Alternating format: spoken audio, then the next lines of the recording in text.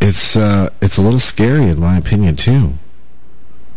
In terms of it being a new regulatory authority? Or? Yes. Oh, okay. Yes. But there's always another issue there, too, and that is, can they pull it off? It's one thing to come out and frighten people or, suggest that we're going to do this or even get laws to affect it. It's another thing to be able to effectively regulate it. Right. Oh, that's true.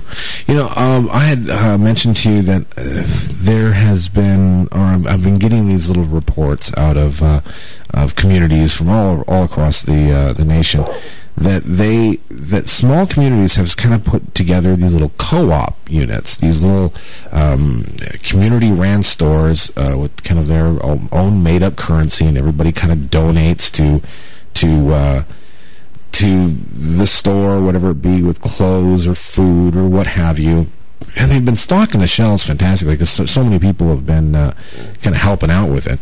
And it's been going quite well for them, in a sense. And I'm wondering if, as time goes on with the economy the way that it is, if more of these are going to spring up, and what kind of real consequence that they will face by the powers that be, if you will, if they really start having some success, because they don't want anyone to have success like that right now. Well, that's true about the powers that be being a little bit irritated by success at that level. If recent events in Argentina and previous history in such places as France or Algeria or other colonies, it can be an example, then the currency collapses have a tendency to expose an already thriving gray market that lives on top of a black market. And usually we find, if we look close enough, of course, that the authorities are themselves involved in the black market level. And so it's kind of like we have the officialdom supporting the war on drugs at the upper end by taking your tax money, and then also benefiting by running the organizations that deliver the drugs themselves. Yes. Feeding at both ends of the trough, so to speak.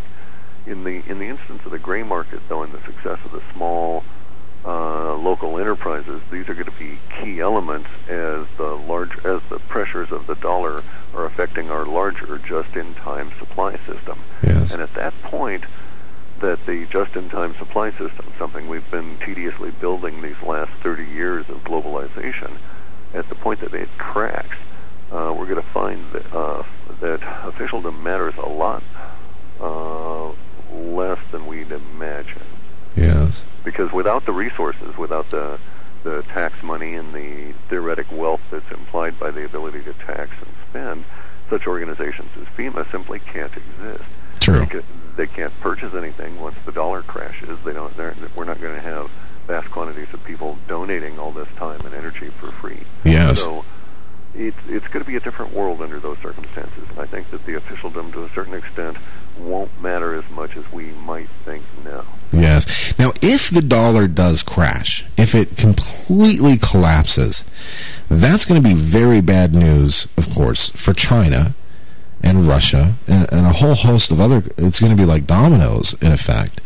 Isn't it? No, it's not. No? There's a certain amount of anticipatory fear around the language that, China would be very threatened by the dollar collapse because they would lose all of this supposed storehouse of wealth. Uh-huh.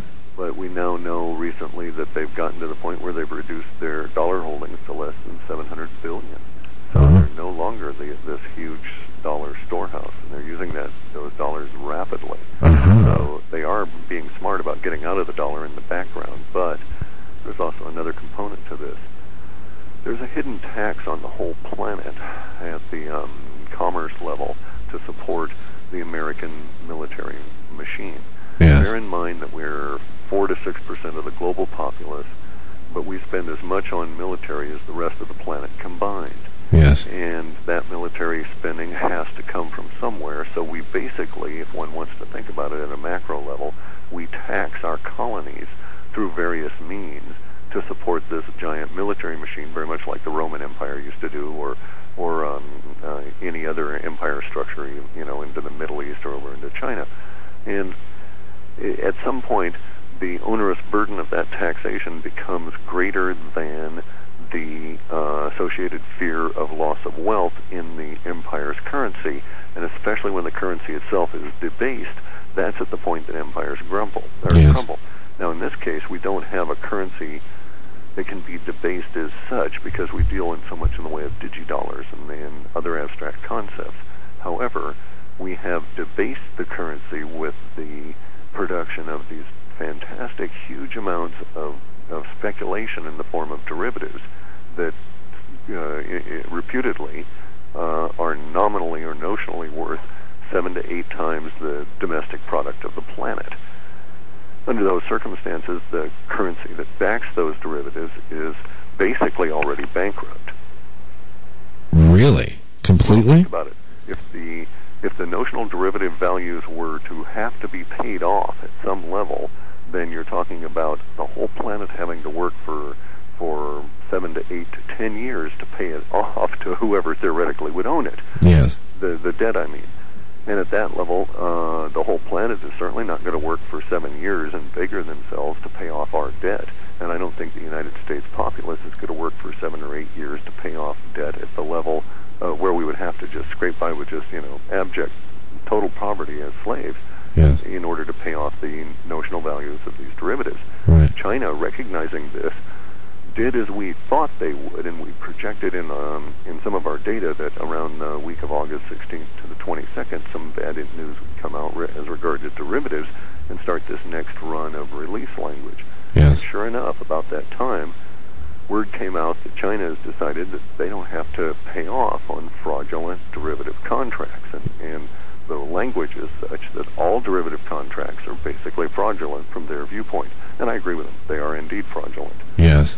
So China is basically saying, we're not going to hold up our end of this stick. Are anybody else going to do it? Interesting. So what are you seeing in the data whenever it surrounds all of this? Are you seeing some interesting things kind of surfacing from the technology? Yes, indeed. On a couple of different levels, it becomes fascinating because it's also interwoven. So, for instance, we see that we're going to have a real rough year relative to the dollar, and that the dollar is going to be going in, before we even get into the pressure of that year that we say is the actual death of the dollar, we were going to get to a period of time when the dollar would start to be questioned as a global reserve currency. And just the other day, of course, we had Bernanke being questioned by Congress, and he's basically they're discussing the idea of the global reserve currency not being the dollar anymore. And so we knew our temporal markers are on track, and that being the case, it looks like we're going to get to this really interesting year where the dollar dies and the federal government goes into what we call coagulation, and all kinds of interesting stuff comes out of the shadow government simply because we won't be able to afford to keep the shadow government rolling with the dollar dying. Sort of makes sense? Yeah, indeed. Indeed it does. I know that with, and I've been kind of watching this kind of closely, because I noticed that whenever a particular news story comes out, whatever the big event is, like things going on with G20, and of course, things like this affect the stock market. Up and down, a rumor can send it crashing, and it's a really funny place, the stock market. This I know. But I watched an article today, I can't remember what news source it was from, but it was basically the current administration is pushing to have people refinance their home. And on a personal level, I'm thinking, the heck with that. No, I'm not. No way would I do that right now. If I'm making my payments just fine, even if I am late a little bit because of whatever reason, as long as I can keep those payments and keep my home, why would I want to refinance and put myself deeper in debt? So it made me wonder what's going to happen with the stock market when he says this. And it had some interesting results today. And I thought, the best bet is stop listening or watching any of this stuff, because you really can't get a straight answer out of anybody anyway. So why watch it? Why pay attention to it?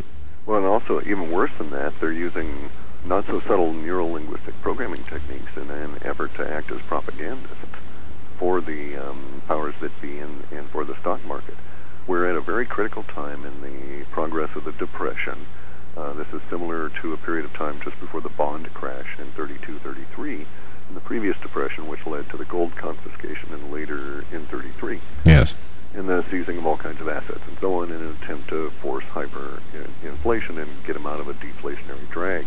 We're about to hit that same period. This is what we call the coagulation on the federal government. Yes. When revenues drop appropriately, they'll have to start, well, either issuing IOUs or laying off people in droves, and there will be all kinds of disincentives to work because we should be hitting a hyperinflationary period near that same point, such that people on fixed incomes, in the sense of salaried with the government, are going to be hit really hard Right. as in a hyperinflationary period takes over. Right. So it's it's going to be quite the socially chaotic period now. There's just no getting around